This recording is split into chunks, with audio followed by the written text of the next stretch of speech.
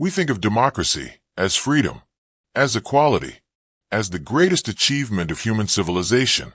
But Socrates, the father of philosophy, saw something very different. To him, democracy was not wisdom. It was danger. It was the rule of ignorance disguised as the voice of the people. And in the end, it was democracy itself that killed him. What if I told you that the man considered the father of philosophy, the one who gave us the foundations of reason and critical thinking, did not believe in democracy at all? In fact, Socrates feared democracy more than tyranny, because he believed it was destined to destroy itself. Today, we celebrate democracy as the highest political achievement, a sacred system where everyone has a voice. But to Socrates, this was not wisdom. It was chaos disguised as freedom.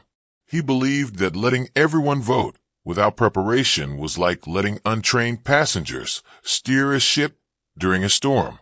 Would you trust your life to random hands, or would you want a trained captain who understands the sea? Socrates argued that politics was no different. Leadership required knowledge, not popularity.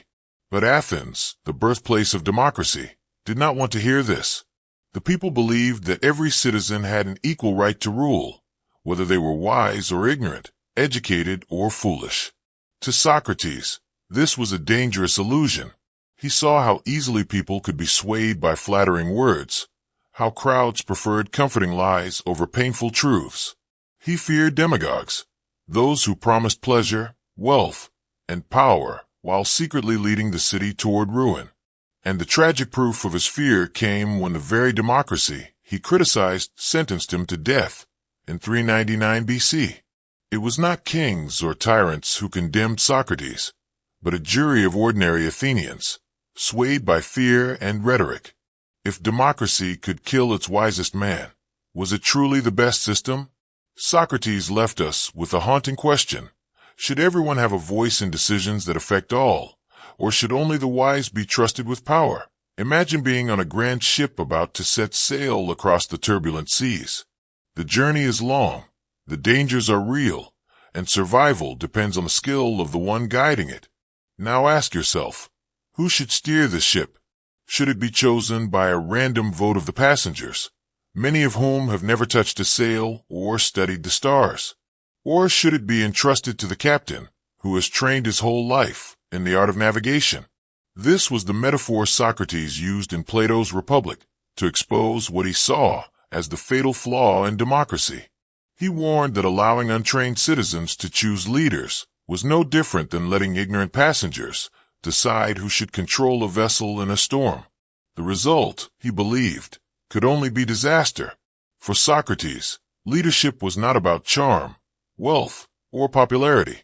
It was about knowledge, discipline, and a deep understanding of what truly benefited the city.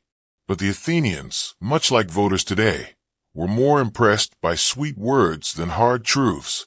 They gave their votes not to those who told them what was necessary, but to those who told them what they wanted to hear.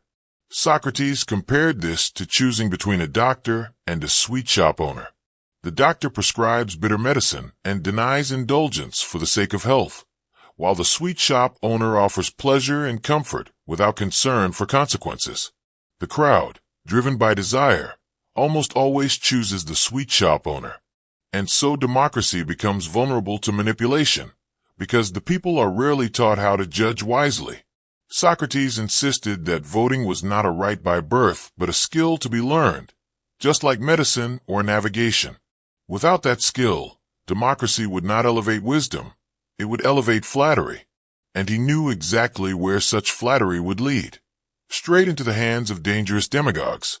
Socrates believed that the danger of democracy was not simply bad decisions, but the very character it encouraged among citizens. When everyone has an equal vote without equal knowledge, politics turns into a contest of persuasion rather than a search for truth. Leaders stop being chosen for their wisdom and start being chosen for their ability to entertain and seduce the masses. The Athenians had already seen this in action through men like Alcibiades, a charming aristocrat whose beauty, eloquence, and wealth dazzled the public, while his reckless ambition drove Athens into disastrous wars. Socrates feared that democracy naturally produces such figures, because people crave easy promises more than hard realities. He compared it to an election where a sweet shop owner tells the people, "I will give you feasts, pleasures, and whatever your heart desires," while a doctor says, "I will restrict you, discipline you, and give you bitter medicine for your health." Who do you think the crowd would choose? The answer was obvious, and that terrified Socrates. For him, democracy without wisdom was a system designed to reward those who could lie most beautifully. He saw it as the gateway to demagoguery, where leaders manipulate emotions, exploit fears, and lead nations to ruin. Worse still, democracy flatters the individual into believing that opinion equals truth. Socrates fought this idea his whole life, insisting that wisdom comes only from questioning, examining, and humbling oneself before reality. But in a democracy, questioning the crowd is dangerous. The people do not want to be told they are ignorant. They want to be told they are wise already. And this, Socrates knew, would not only blind the city, but turn the crowd against those who dared to speak truth.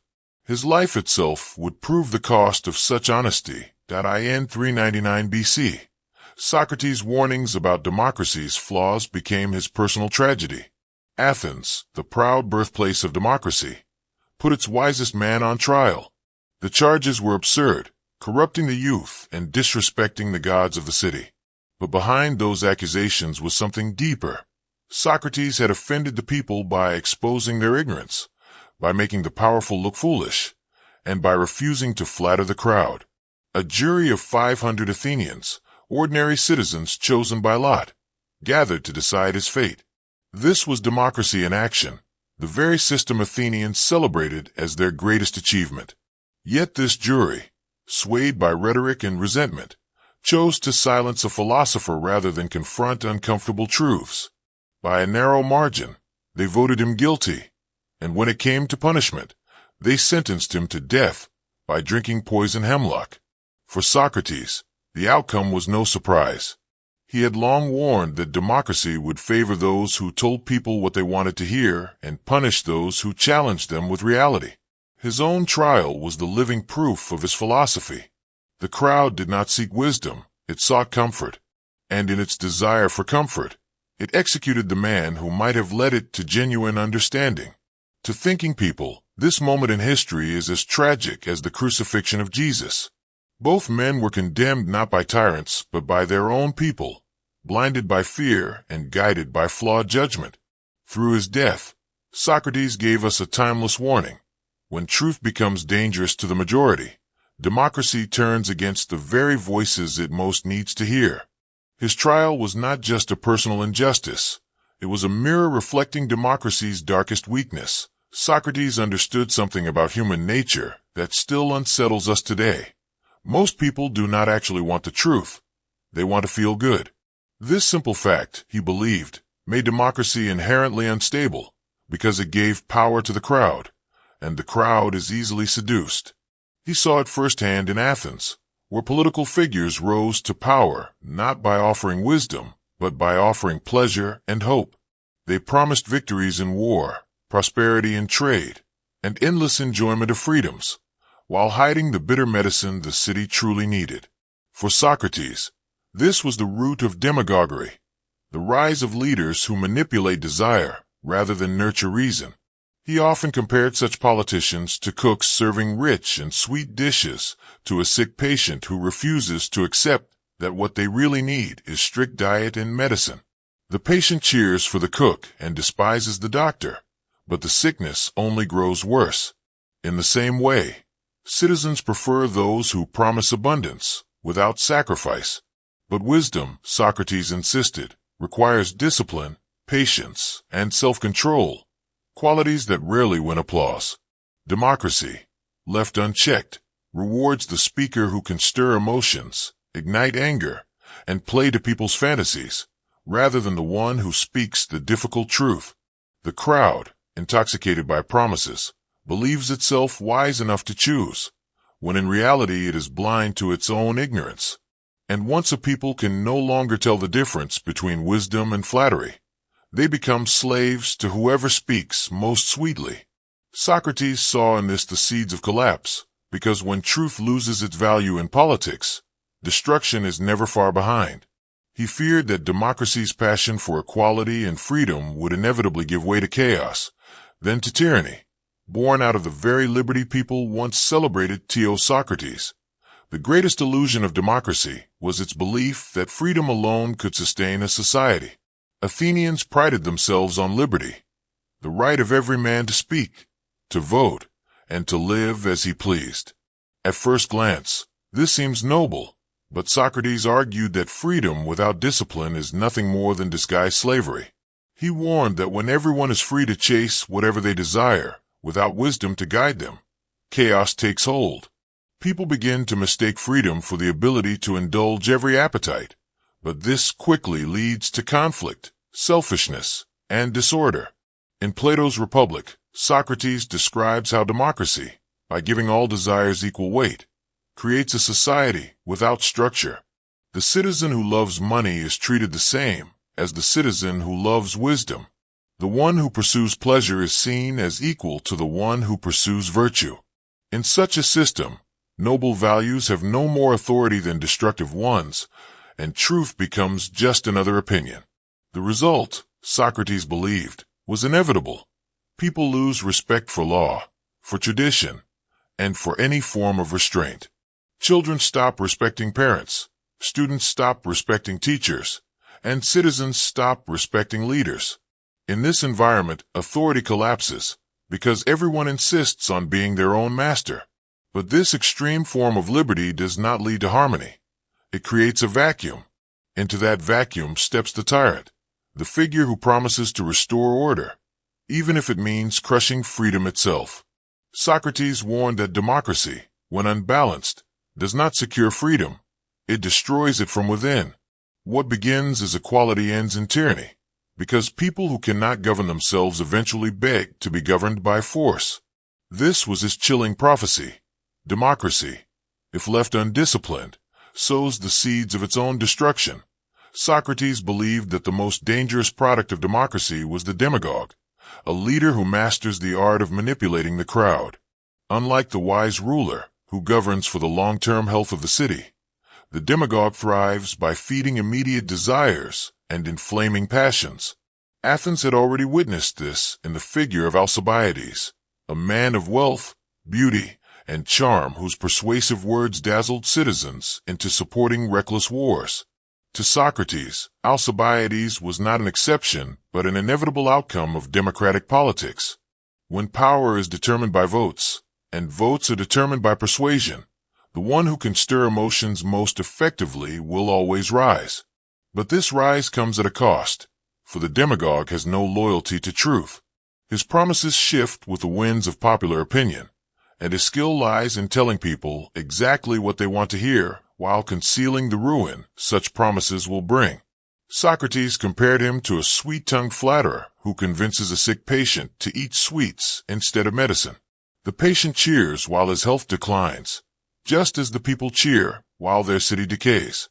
The terrifying part, Socrates observed, is that the crowd mistakes this manipulation for freedom.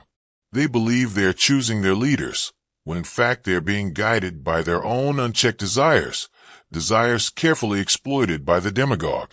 In this way, democracy becomes a paradox.